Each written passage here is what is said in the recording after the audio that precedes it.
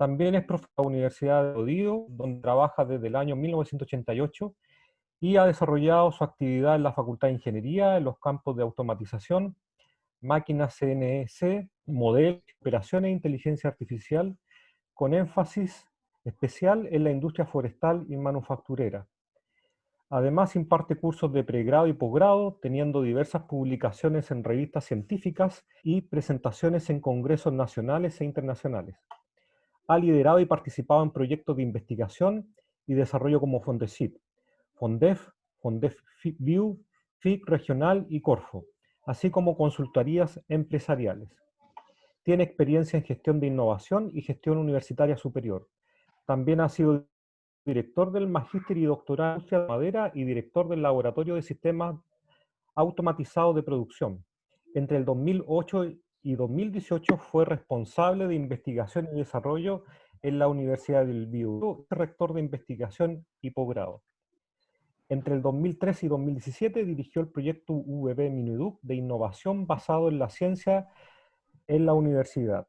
Actualmente es académico en el Departamento de Ingeniería de la Madera, participando como investigador en Corfo, Fondep, CITED y proyectos de transferencia en el campo de la industria inteligente, manufactura, madera. Forma parte también del Directorio de Madera, Ciencia y Tecnología. Así que le damos la bienvenida acá al profesor Mario Ramos para la charla que nos va a dar hoy. Y le quiero pedir que al final de la presentación ustedes por favor puedan levantar su mano para poder hacerle preguntas o bien a través del chat, como ha sido la tónica que hemos utilizado en este ciclo de charlas. Adelante, Mario. Muchas gracias, Patricio. Hola a todos y todas. Encantado de estar acá nuevamente y tocarnos a nosotros esta ronda también como anfitriones. Quisiera compartir con ustedes más que nada una reflexión sobre las temáticas de Industria 4.0 que hemos venido trabajando. ¿Se ve ahí, Patricio? ¿Está? No, Ahí no se ha voy a compartir. Ahí sí. ¿Ahí? Sí, ahí está comenzando. ¿Estamos compartiendo? Ya. Sí. Perfecto. Ahí.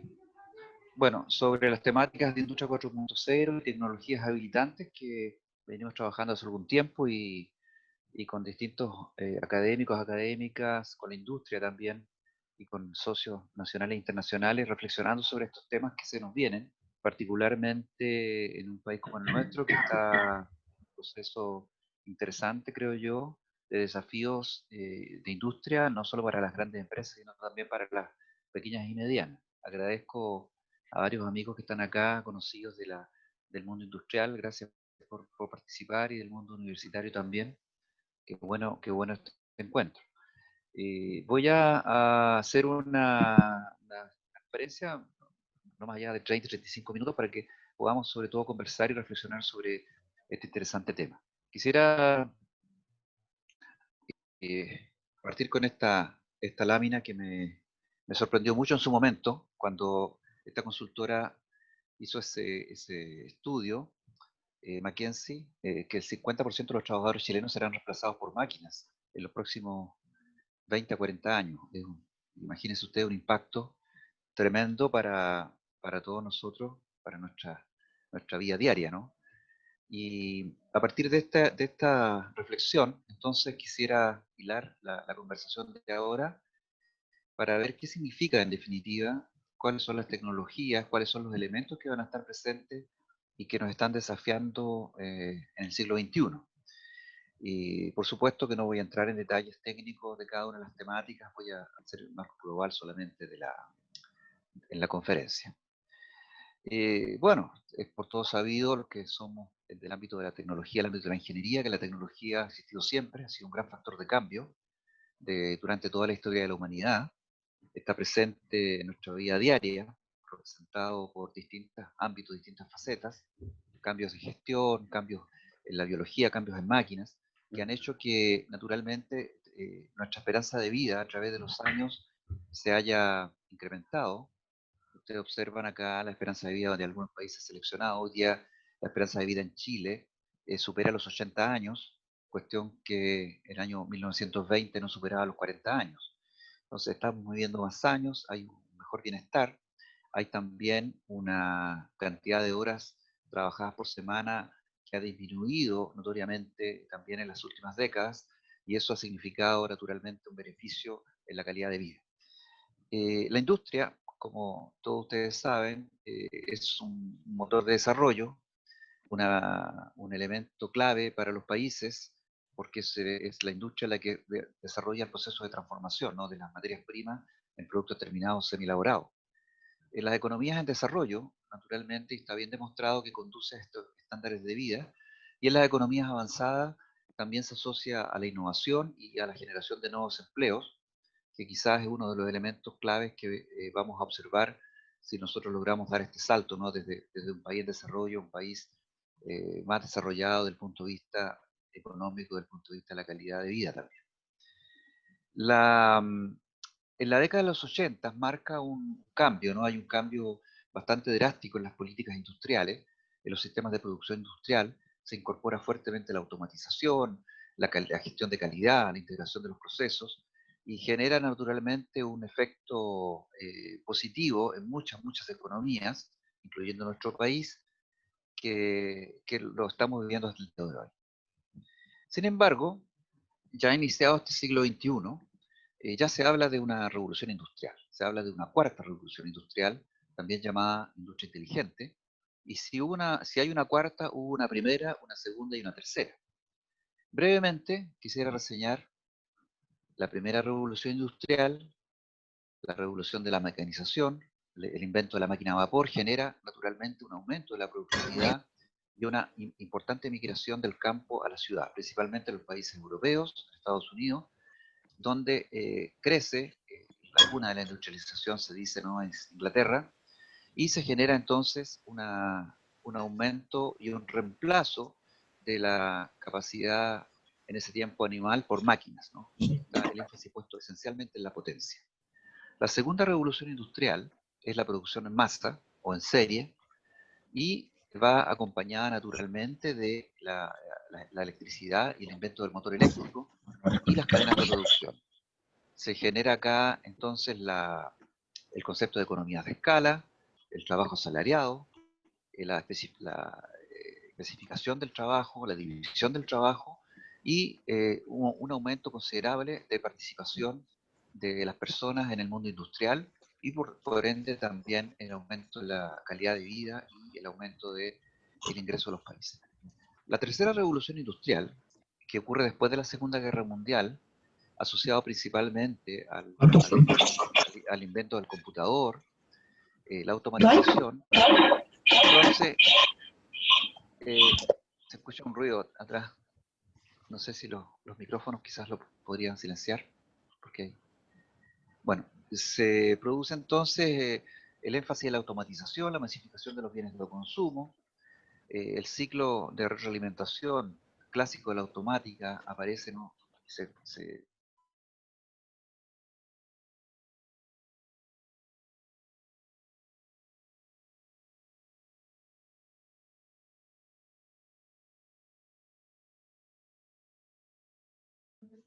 Mario, ¿te silenciaste?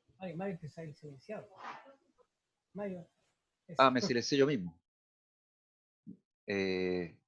Ahí, alcancé a ir ahí, ¿no? ¿Ahí va? Más sí, atrás. Ahí está bien. Estaba hablando de la tercera revolución industrial, la revolución de la automatización, donde se aparece entonces el concepto de masificación de los bienes de consumo y una serie de tecnologías que hoy día para nosotros son habituales, pero que en su momento también fueron una revolución, ¿no? El diseño se hacía por computador, el CAD, el CAM, manufactura se hacía por computador, ingeniería se hacía por computador, modelación geométrica, que hoy día son herramientas habituales en la gran parte de nuestras propias empresas. La tecnología de los sensores también es de esta gran revolución, los sistemas SCADA, el monitoreo de la producción, generan entonces todo un mundo para la industria que es producto de esta tercera revolución industrial. Es como la revolución en definitiva de la automatización. En nuestro país hay distintos niveles de incorporación de esta tercera revolución, pero en general está bastante conocida y obviamente enseñada en la mayor parte de las universidades. Esto generó un crecimiento económico después de la Segunda Guerra Mundial en prácticamente todos los países, o la gran mayoría de los países que asumieron la industrialización como un desafío, y también unos niveles de desempleo, sobre todo los países desarrollados, que han ido a la baja, producto naturalmente de esta mayor industrialización, mayor productividad. Pero, ¿qué es lo diferente ahora? ¿Qué es lo que cambia con esta cuarta revolución industrial? A veces se confunde con un mayor énfasis en la automatización, cuestión que hay unas diferencias que son bastante significativas. La cuarta revolución industrial nace en un escenario distinto del siglo XXI, que tiene un contexto distinto que está dado por varias condiciones. Una de ellas es el, el escenario del cambio climático, los temas de sustentabilidad, no solamente ambiental, sino que social y económica, marcan una diferencia en las últimas décadas respecto a cómo se debe enfrentar el desafío de la industrialización. Esta lámina me gusta mucho, el puntito verde, el puntito azul, perdón, de Carl Sagan, ahí estamos nosotros, en la primera fotografía del Voyager que salió de la Vía Láctea, el sistema planetario, y toma esa fotografía el año 1990. Entonces, este pequeño puntito azul que está ahí, ven ustedes la preocupación hoy día planetaria respecto a las condiciones medioambientales, no solamente que tiene que ver con la biodiversidad, sino también las condiciones sociales y económicas que bien plantea Naciones Unidas estas tres dimensiones. Entonces, eso hace un cambio a una mirada distinta, una mirada en que el concepto se asume ahora que la industrialización debe estar vinculada naturalmente a los procesos de cambio climático, a la sustentabilidad ambiental, a los productos biobasados, cuestión que Naciones Unidas también ahora a través de la UNUDI plantea como un desafío y como una oportunidad. O sea, el desarrollo industrial inclusivo sostenible, basado en las tecnologías, ya sea en nuevos productos o en la eficacia, el mejoramiento de los procesos, deberían estar de la mano en este nuevo contexto. Bueno, es así como la cuarta revolución industrial, esta lámina me gusta mucho, muy gráfica, ¿no? Porque representa justamente las tres revoluciones y la cuarta revolución industrial con esto que llamamos los sistemas ciberfísicos, que voy a explicar un poco más adelante de qué se trata. Llega entonces para quedarse, es un proceso que está en curso, está recién comenzando y que tiene un impacto y va a tener un impacto en nuestra vida bastante significativo. ¿Qué ha pasado en los últimos años? ¿Qué ha sido lo que ha ocurrido en los últimos 20 años que está generándose esta nueva revolución? Y yo lo condenso en cuatro grandes puntos. Obviamente, primero, lo que muchos escuchamos hoy día, que es la inteligencia artificial, los enormes avances que han habido en los últimos años en la inteligencia artificial, la Internet masiva, la gran capacidad de cómputo y la comunicación inalámbrica. Me voy a referir rápidamente a cada uno de esos puntos. Bueno, la inteligencia artificial quizá es el gran cambio paradigmático que está ocurriendo y que ha llegado para quedarse. El concepto de máquinas inteligentes, estas metáforas de los sistemas vivos, algoritmos que son capaces de adaptarse y aprender, que es una gran diferencia respecto a los algoritmos clásicos de la automatización y del control. Un algoritmo de control en automatización de la tercera revolución industrial no aprende. En un concepto de inteligencia artificial, ese algoritmo puede aprender de los errores, de las fallas, de las mejoras que un sistema puede tener. Entonces, ese es un cambio fundamental de paradigma respecto a lo que era la tercera revolución industrial.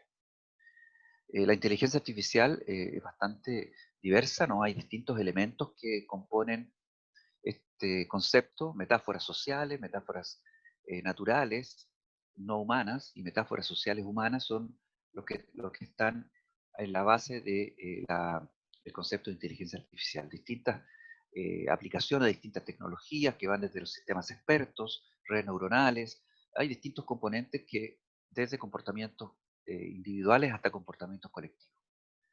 Por ejemplo, en el caso de los sistemas expertos, un sistema experto que es diríamos que uno de los primeros sistemas artificiales que trataron de emular el comportamiento del cerebro, en este caso el razonamiento humano, se basa simplemente en una base de conocimiento en la cual hay un conjunto de reglas, un motor de inferencia que es capaz de deducir o inferir un resultado, y una base de hechos donde el usuario ingresa un cierto, un cierto hecho, ¿no?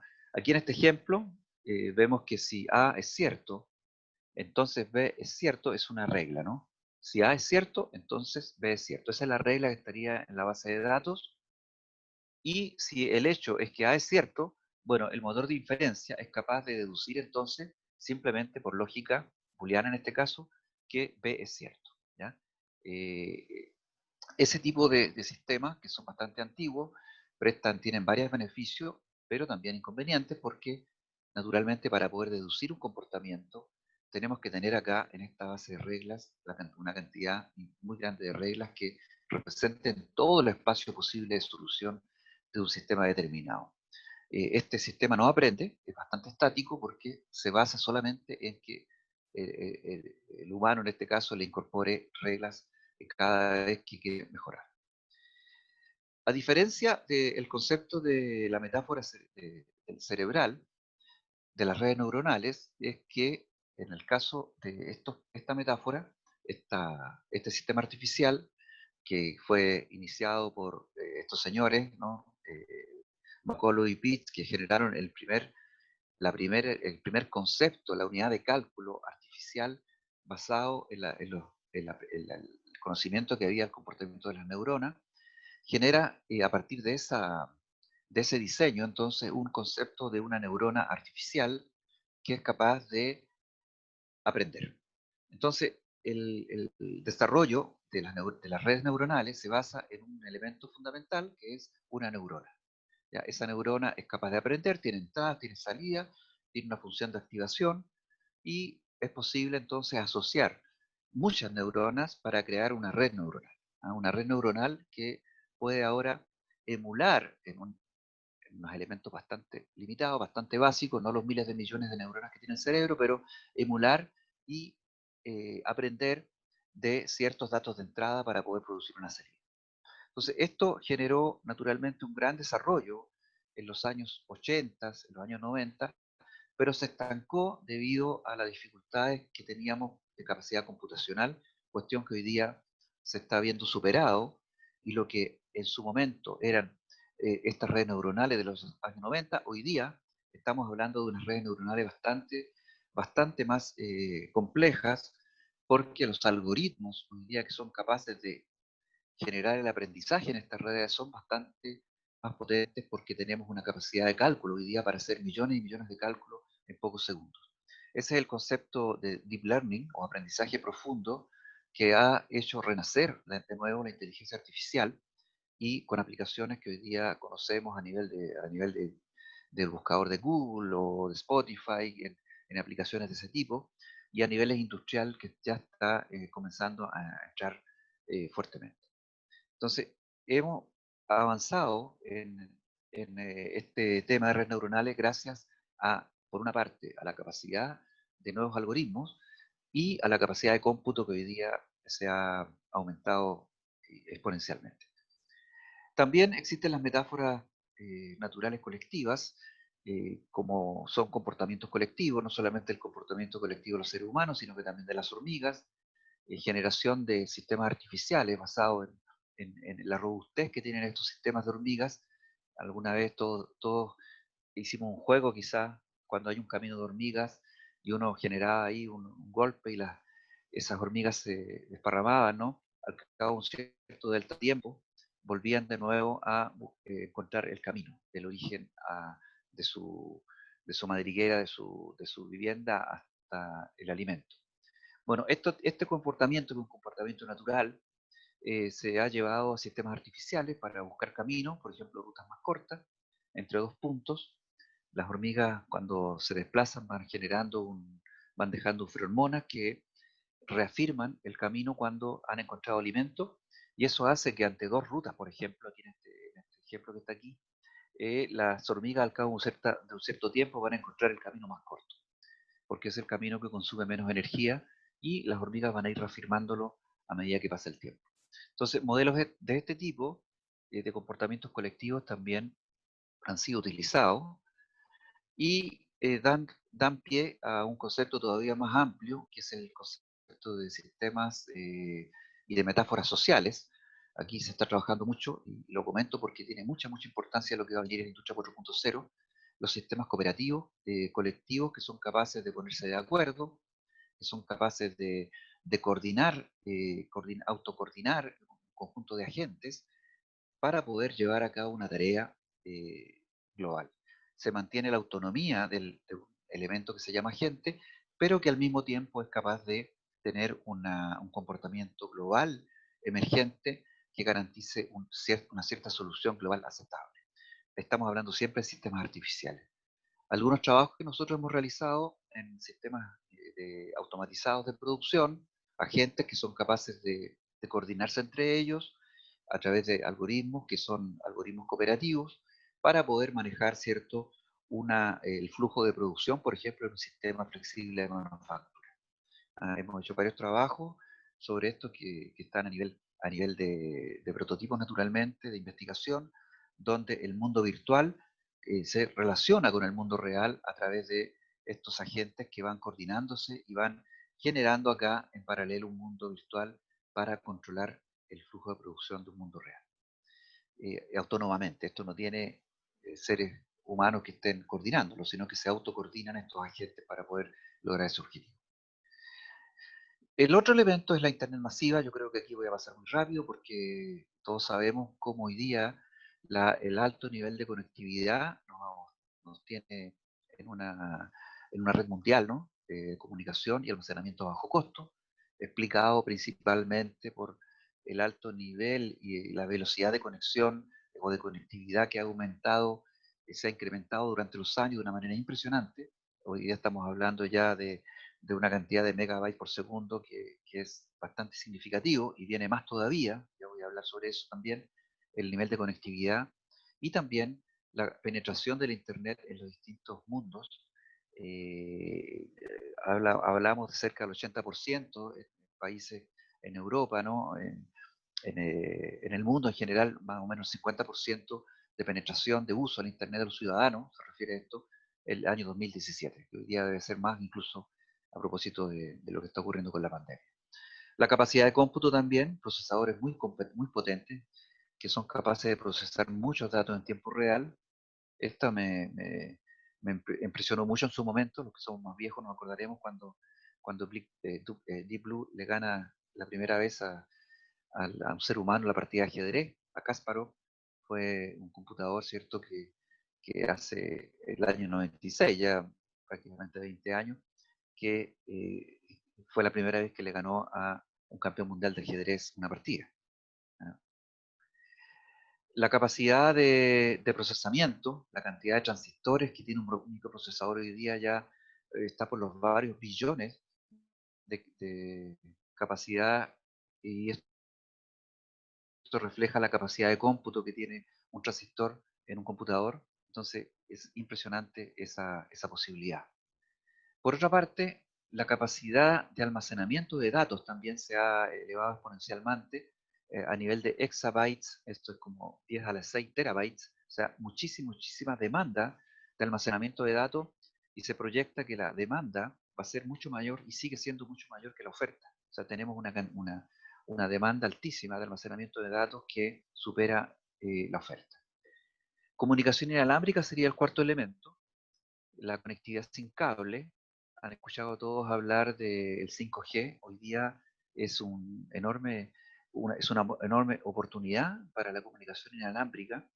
El 5G, que hace pocos días aparecía un anuncio que Chile va a licitar este servicio, es un aumento respecto al 4G de hasta 100 veces de rapidez respecto al 4G.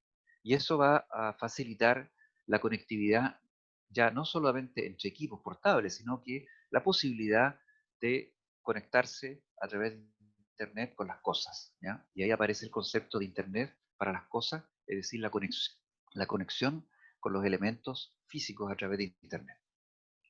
Bueno, todos esos antecedentes son previos, necesarios y también utilizables en un contexto de industria 4.0.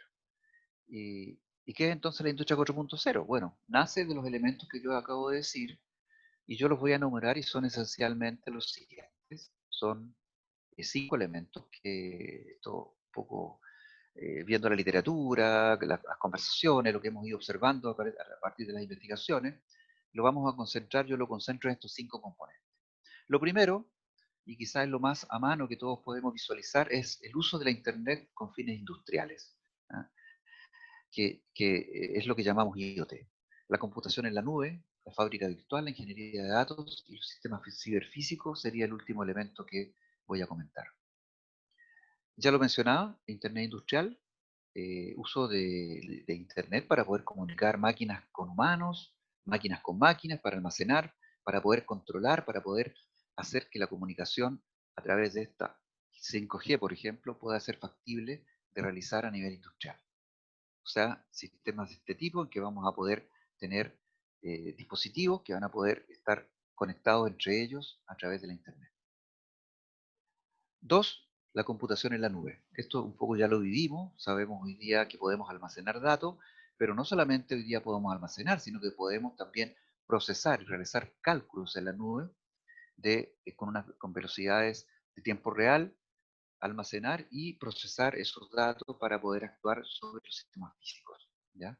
Eso es lo que conocemos como manufactura en la nube, es decir, sistemas que son capaces de tener un contacto con el mundo real, pero que al mismo tiempo se conectan con distintos servicios a través de la nube, servicios para poder procesar y para poder actuar, vehicular nuevamente al proceso físico y poder actuar sobre el proceso físico.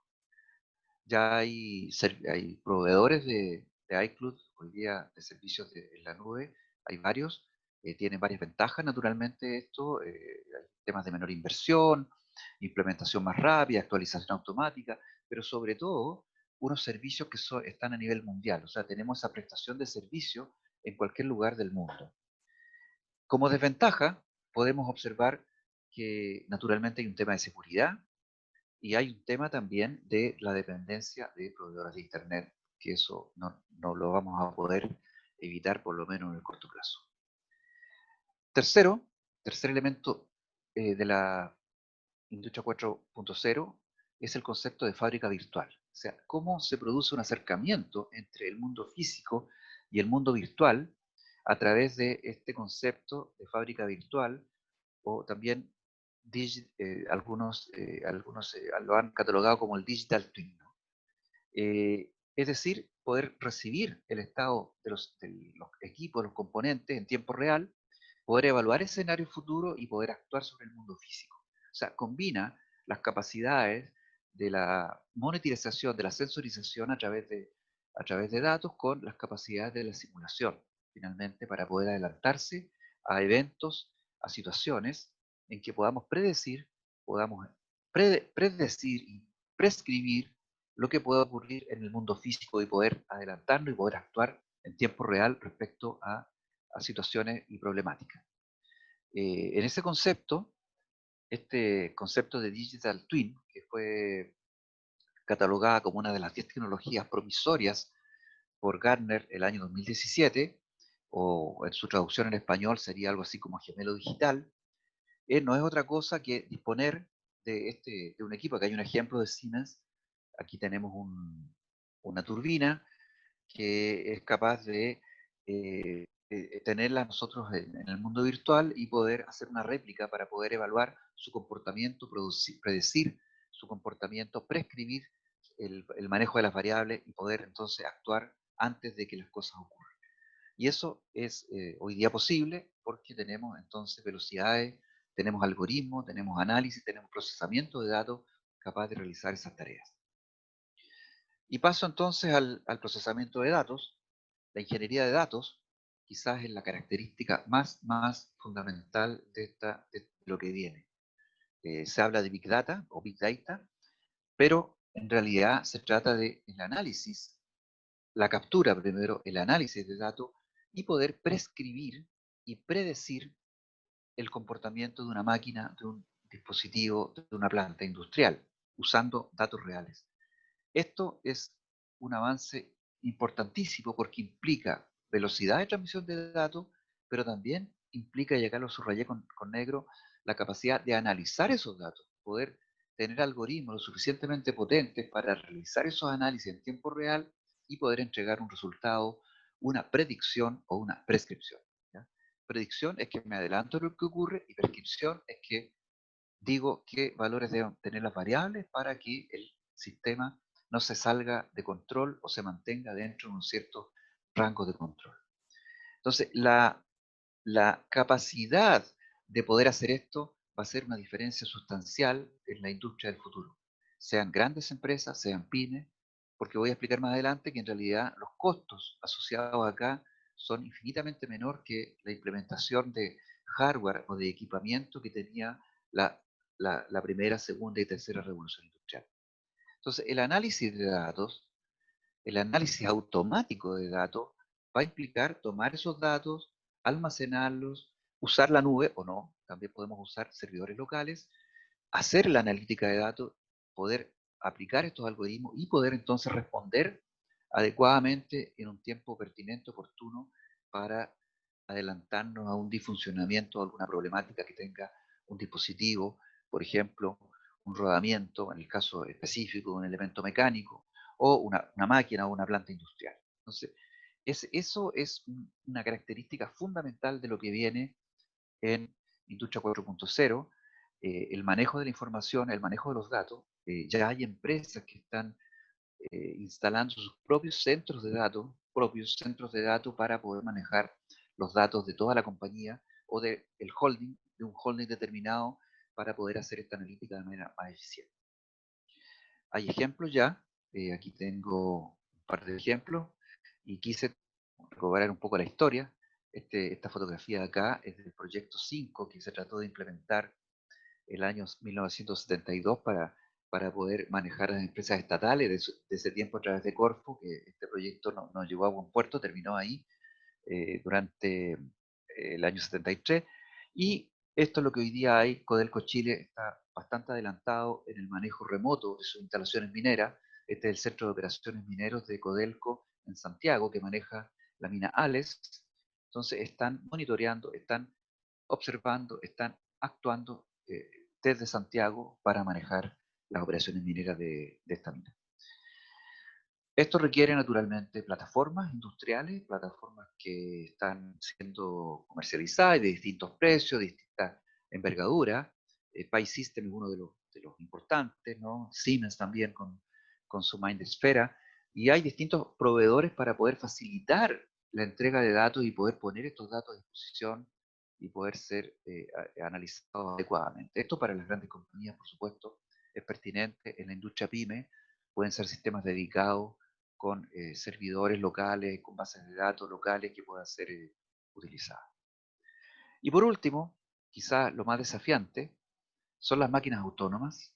Ya lo comentaba, el concepto hoy día que se maneja son las cibermáquinas, máquinas inteligentes que son capaces de tomar decisiones, o conjuntos de máquinas que son capaces de tomar decisiones. Todavía estamos un poco lejos de esto, pero esto no me cabe la menor duda que va a venir a medida que avanza la tecnología, a medida que avanzan los algoritmos, a medida que se hace más rápida la toma de decisiones y los algoritmos son más potentes, más robustos, va a instalarse este concepto de cibermáquinas, máquinas que son capaces de autónomamente tomar decisiones, poder decidir si siguen procesando o no siguen procesando, conjuntos de agentes, redes de gente que son capaces, que serán capaces de, ¿por qué no?, controlar una planta industrial, siempre bajo la supervisión humana, pero con un cierto nivel de autonomía para poder decidir cuándo actuar o cuándo no actuar.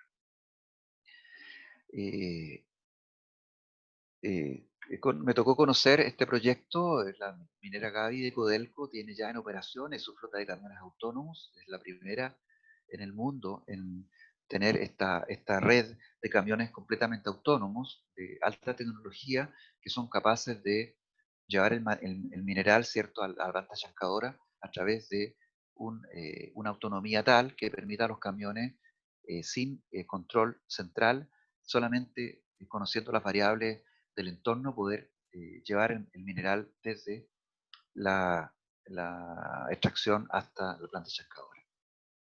Otros ejemplos, un poco más cercanos, más diarios, la línea 6 del metro de Santiago, que se inauguró el 2017 también, sin conductor, un tren autónomo. Porque realmente el año pasó, pero ya... Sí, se escucha un fondo también ahí. Y quisiera también comentar que esto presenta oportunidades. Bueno, las oportunidades son que esta revolución, esta cuarta revolución, es una revolución con un costo de inversión bastante menor a lo que fue las revoluciones anteriores, porque esta es una revolución de la inteligencia, es una revolución de los datos, del manejo de datos, el procesamiento de datos, del software principalmente. Por lo tanto, existen muchas más oportunidades para las grandes empresas, para las empresas pymes, de entrar ahora, subirse a esta ola que lo fue en la primera, segunda y tercera revolución industrial, que era intensiva en el uso de capital, de activo fijo. En cambio, acá estamos en una presencia de una revolución, como decía, de la inteligencia. La oportunidad también se manifiesta porque, como ya comentaba, Naciones Unidas, y me suscribo plenamente, indica que esta incorporación de tecnología de la industria 4.0 debe estar en el marco de un desarrollo industrial inclusivo sostenible, porque los elementos también tienen que ver con el empleo, con el surgimiento de nuevas industrias, los bienes biobasados, ambientales, la energía, etc. Es decir, en un modelo integral donde esta tecnología digital conviva con el desarrollo inclusivo y sostenible. Esta fue una frase ya voy terminando ahora, del ministro Valente, en su momento, en 2018, ¿cierto? Debemos digitalizar nuestra economía, ¿cierto? Invitando a todo el mundo a aquello, y levanta amenazas, hay preocupación, ¿qué va a pasar con estas tecnologías y el mundo del trabajo? ¿Qué va a pasar en las empresas? ¿Qué va a pasar con los trabajadores? ¿Qué va a pasar con el empleo? ¿Y qué va a pasar con los puestos de trabajo? Un tema muy candente, muy interesante, que vamos a tener oportunidad en un par de sesiones más de conversar ahí con nuestro académico Francisco Gatica sobre lo que va a generar finalmente esta tecnología, lo que está generando respecto al tema del empleo. Quisiera terminar con este gráfico. Este es un simple gráfico, lo tituló Scott Santens del 2017, y muestra lo siguiente.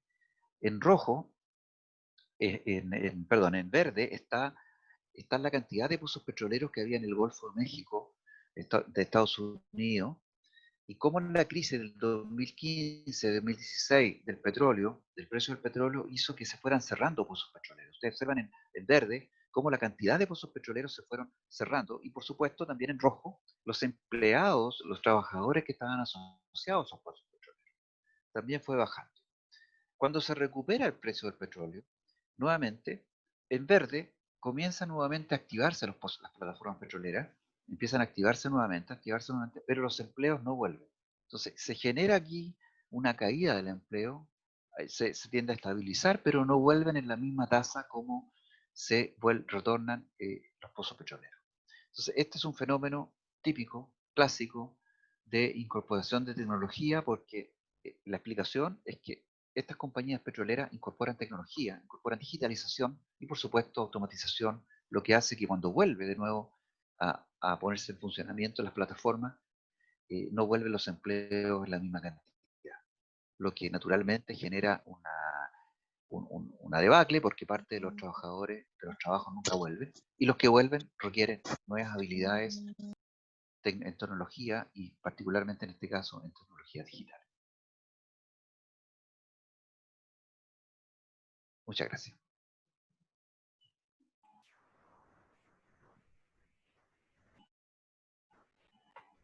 Muchas gracias, profesor Ramos.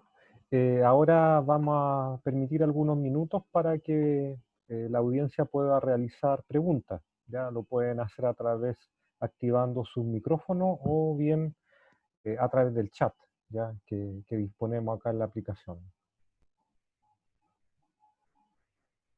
¿Cierro esto, Patricio? Sí. Sí.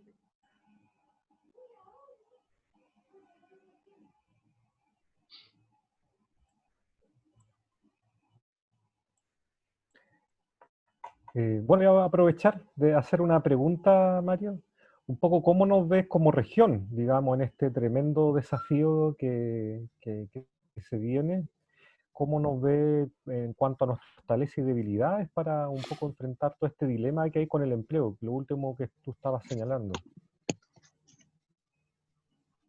Bueno, hemos tenido la suerte de conocer bastante la realidad de la región del Biobío, tanto de las grandes compañías como de las empresas pymes, y creo que hay una diferencia sustancial. O sea, las grandes empresas están preocupadas, están ocupándose de la temática de lo que viene, no solamente a nivel de automatización, sino también a nivel de manejo de datos. ¿Me escuchas, mi amor?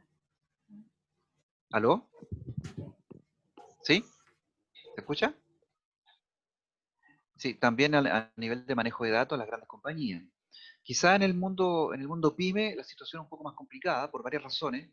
Una de las razones probablemente tiene que ver con con el desconocimiento, probablemente el desconocimiento y también la demanda, ¿no? O sea, muchas de nuestras empresas pyme hoy día son proveedoras de servicios y de productos, lo que genera una dependencia generalmente de las grandes compañías. Entonces, ahí hay una problemática que se debe abordar, tanto por las propias empresas como por los aparatos públicos, para ayudar y fortalecer a las empresas pymes en competencias para que puedan abordar estos nuevos desafíos de la mejor manera, la manera posible.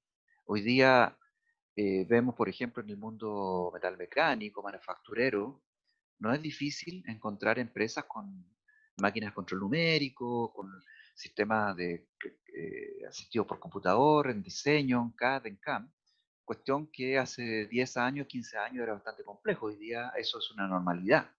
Entonces, en el mundo de lo digital, de lo que estoy hablando de los sistemas asociados a tecnología de habilidad para la industria 4.0, va a ser análogo. Lo que hoy día puede ser extremadamente lejano, en 10 años va a ser una normalidad. Entonces, el punto es cómo nos preparamos. Y ahí se generan dos situaciones. También va a haber un tema del empleo. No quiero quitarle la palabra después a Francisco, que va a hablar eso después en unas sesiones más, pero naturalmente se genera una problemática mayor. O sea, reemplazo de trabajadores, sí, puede ser, pero también van a aparecer nuevos empleos. Hay nuevos requerimientos, vamos, capacidad de programación, capacidad de mantenimiento. Hay también otros desafíos, otros mundos que se abren. Entonces, ahí están las dos situaciones, Patricio. Muchas gracias. Había una pregunta, Mario, en el chat. Yo, como se cortó mi contacto, perdí, me parece que era del señor Dagoberto Pérez. A lo mejor tú la puedes leer. Aquí dice, muy buena ponencia. Pregunta, en un futuro próximo, si las máquinas terminarán haciendo el trabajo que hacen los humanos, ¿qué rol le da a las personas en una sociedad hipertecnologizada? Wow, compleja. Claro, pregunta si, claro, si las máquinas van a reemplazar el trabajo de los humanos. Es una pregunta hasta filosófica, ¿no? O sea, evidentemente, a través de los años y todas las revoluciones industriales, las máquinas sí han reemplazado el trabajo humano, no cabe la menor duda. O sea, el trabajo en fuerza física ha sido reemplazado por máquinas, ya no hay, es muy difícil encontrar en una sociedad como la nuestra hoy día trabajos pesados o muy pesados realizados por seres humanos. Hoy día se realizan por máquinas porque son más eficientes, porque los humanos se cansan, etc. Ahora, respecto al reemplazo total, vamos a ir cada vez más hacia el reemplazo del trabajo humano, no me cabe la menor duda. Lo que pasa es que el proceso creativo de poder generar esas máquinas y poder diseñar esas máquinas va a seguir estando, creo yo, todavía por muchísimos años más en las personas, en los seres humanos que van a diseñar esos dispositivos, van a tener que mantenerlo, van a tener que supervisarlo. Creo que faltan muchos años todavía para que eso ocurra. No vamos a estar vivos para eso.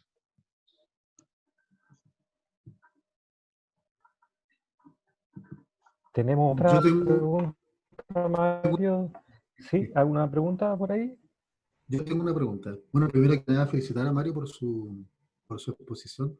La verdad es que fue Gracias. bastante clarificatoria y dio toda una serie de etapas, digamos, de cuál fue la evolución, digamos, hasta llegar a la industria 4.0. Y mi pregunta es la siguiente, Mario. Eh, ¿Cómo ves tú el rol de la universidad desde el punto de vista de investigación? Porque aquí me da la impresión de que hay muchas cosas investigativas. Cuando uno piensa, por ejemplo, en este análisis en tiempo real de predicción, ¿cierto? Y descriptivo predictivo. Y una parte muy importante, bueno, en realidad son tres aspectos que me gustaría preguntarte. El rol de las universidades en Chile en particular, y luego cómo tú comparas o qué políticas debería instaurar el Estado, más que el gobierno, un Estado, para poder ser competitivos, porque si uno se compara, digamos, con otros países, en los cuales el PIB chileno fue en algún momento bastante similar, como lo que ocurrió con Corea del Sur, y hoy día hay una diferencia tecnológica abismante. Entonces, ¿cuál crees tú que deberían ser las tendencias en esos ámbitos? Bueno, respecto a la universidad, es un poco lo que hemos venido haciendo. Nuestro rol de investigar y de probar nuevos algoritmos y de bajar los costos también de los dispositivos, de los equipos para que las empresas puedan acceder, yo creo que es nuestra tarea como universitarios y como investigadores, hacer que estas tecnologías puedan estar al servicio de las empresas, grandes o pequeñas o medianas. Implica un esfuerzo para que nuestros desarrollos sean a un costo razonable, en tiempo de instalación y en uso. También formar a nuestras empresas, a nuestros profesionales para esto, creo que es fundamental. Esto está ocurriendo muy rápido, muy rápido. Yo observo con preocupación a veces que están los profesionales egresando y están ocurriendo cosas en la industria que simplemente van a una velocidad mucho mayor. Entonces, y eso se logra en contacto directo con la industria, porque las problemáticas, el abrir del zapato, finalmente lo tiene la industria, la empresa, y claro, uno tiene que llegar a soluciones que sean viables económicamente, que sean viables, sustentables también, y eso se hace solo y solo sí en conjunto con ellos, no hay otra posibilidad.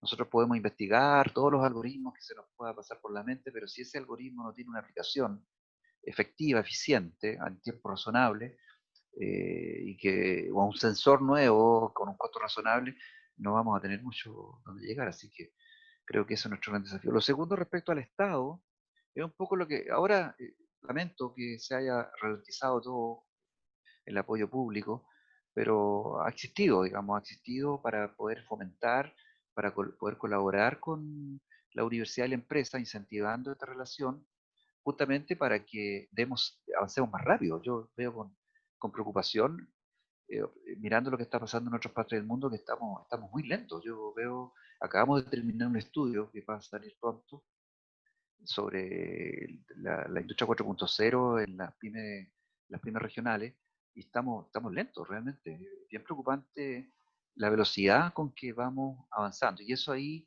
las políticas públicas también, una Corfo, el Ministerio de Ciencia, tienen que ser más proactivos. Eso, Claudio.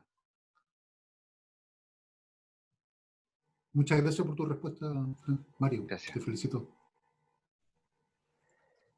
Tenemos algunas preguntas también a través del chat, Mario. Te voy a leer la de don Renato Vergara, que dice: felicitaciones, Mario. Lo conozco.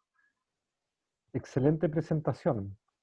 Consulta: ¿cómo crees tú que se podría preparar pymes para que adopten las tecnologías 4.0? Wow. Bueno, siempre como esto no hay recetas, pero creo que lo primero que tenemos que conversar con nuestros amigos empresarios pymes es que puedan ser transparentes con nosotros y nosotros con ellos para que ellos puedan comprender lo que viene. Eso creo que hay una primera etapa de comprensión de lo que viene. ¿Qué significan las tecnologías digitales habilitantes? ¿Cuáles son? ¿Qué ventajas y desventajas tienen? ¿Cuáles son las competencias que se requieren para poder llevar adelante un proceso de industrialización en esta cuarta revolución? Es una comprensión de las oportunidades y amenazas que significan esta tecnología. Yo creo que eso es lo primero y fundamental como línea base. Y lo segundo es que podamos también colaborar nosotros y junto con las empresas en mostrar esas oportunidades, es decir, dónde está la oportunidad, cuánto es el costo de una oportunidad así, qué significa en términos de beneficio-costo para una empresa, por ejemplo, sensorizar una máquina y tomar esos datos y poder evaluar el comportamiento de la máquina.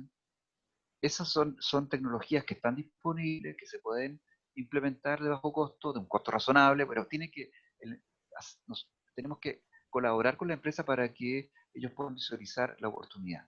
Creo que hay una etapa previa voy a usar una palabra que a lo mejor a don Renato no le va a gustar, pero es concientizar. Yo creo que hay que concientizar a las empresas, llevar a un nivel tal a ellos y que ellos nos hagan el retorno también para no nosotros estar también en una burbuja pensando algoritmos y pensando sistemas que son para ir a la luna, cuando en realidad lo que queremos es simplemente aumentar la productividad de nuestras empresas. Creo que ahí hay un trabajo conjunto, Renato, que hacer con las empresas pymes. ¿No? Pero la capacidad del líder es fundamental.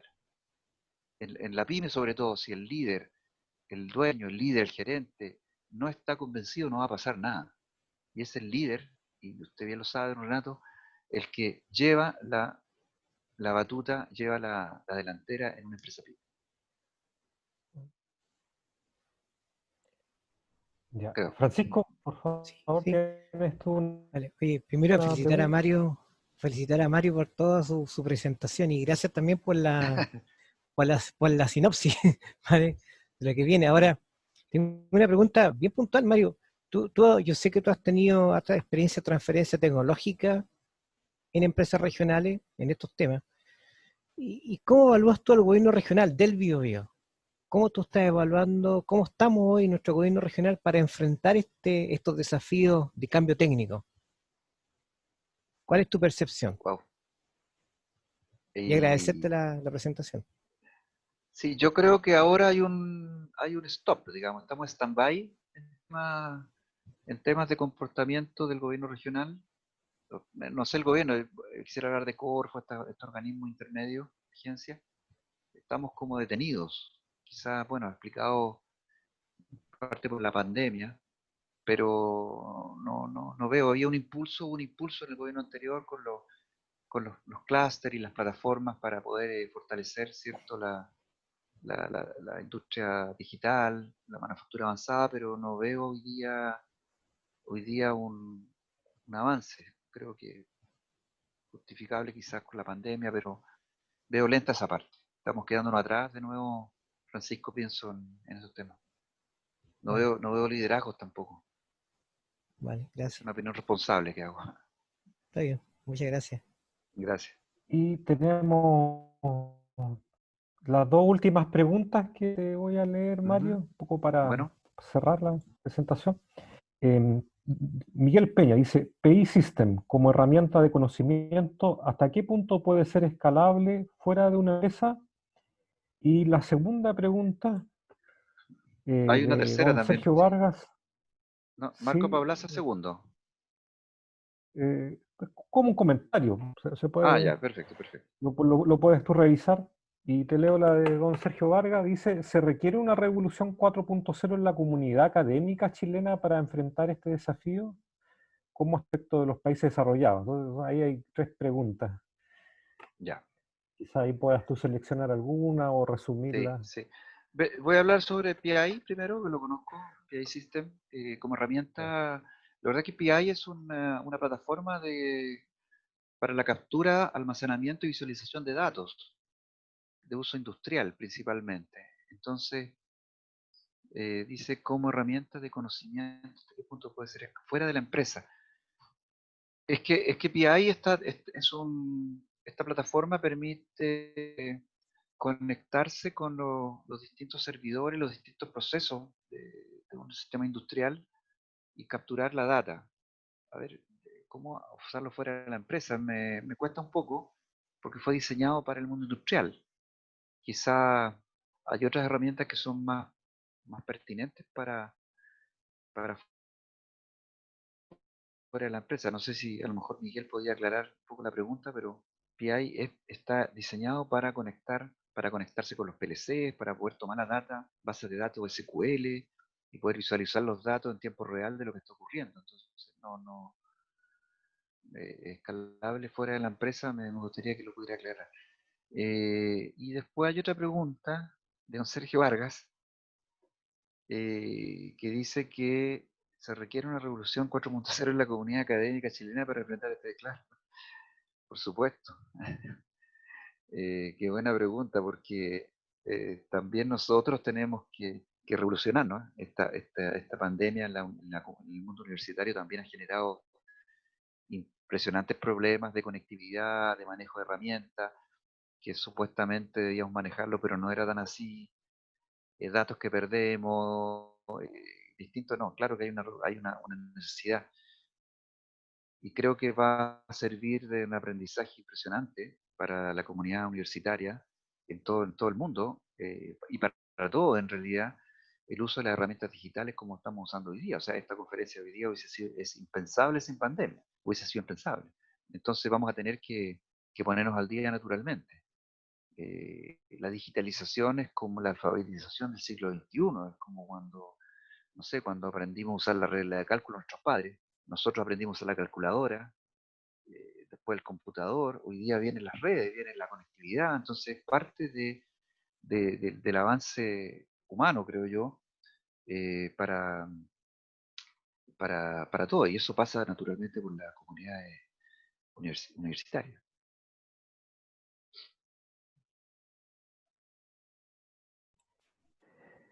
Bueno, muchas gracias, Mario. Ha sido una interesantísima presentación, ya, y un poco por el tiempo, vamos a dar por terminada esta charla. Pero antes, dejarlos invitados para el jueves 13 de septiembre, ya continuar este ciclo de charlas, y en esta ocasión va a estar el doctor Víctor Leiva, académico de la Pontificia Universidad Católica de Valparaíso, que nos muy interesantes charlas sobre la ciencia de datos y la industria. Así que van a estar recibiendo algún correo de invitación para el 13 de septiembre. Así que muchísimas gracias a todos por su participación, asistencia a esta charla. Bueno, gracias a todos, a todas por haber estado acá, comentar y compartir esto que viene. Así que seguimos conversando. Muchas gracias. Adiós. Chau, chau. Que Chao, estén bien. adiós. Igualmente, cuídense mucho.